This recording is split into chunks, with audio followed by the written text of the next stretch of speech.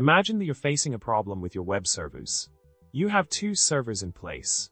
One is crafted with the Express.js framework, while the other is developed using the HTTP module. The current requirement is to send requests in JSON format, but there's a bit of uncertainty on how to achieve this using the HTTP module.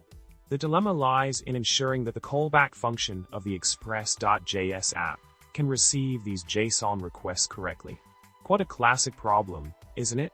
To tackle this problem, the solution involves some modifications in the second app. Specifically, you need to adjust the options object to include the JSON payload in the request.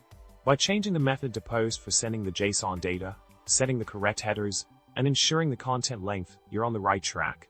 Additionally, don't forget to stringify your JSON data, write it in the request body, and handle the response data accordingly. Following these steps will enable your second app to send JSON requests effectively, paving the way for seamless communication between your web servers.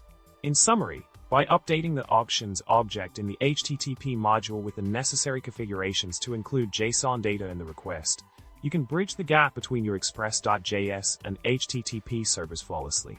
With these modifications, your servers will be able to exchange data in JSON format smoothly, ensuring that the callback function of your Express.js app can receive and process the request correctly. And there you have it, a quick and effective solution to your JSON request dilemma. So, with that sorted, remember to subscribe, like the video, and drop a witty comment below.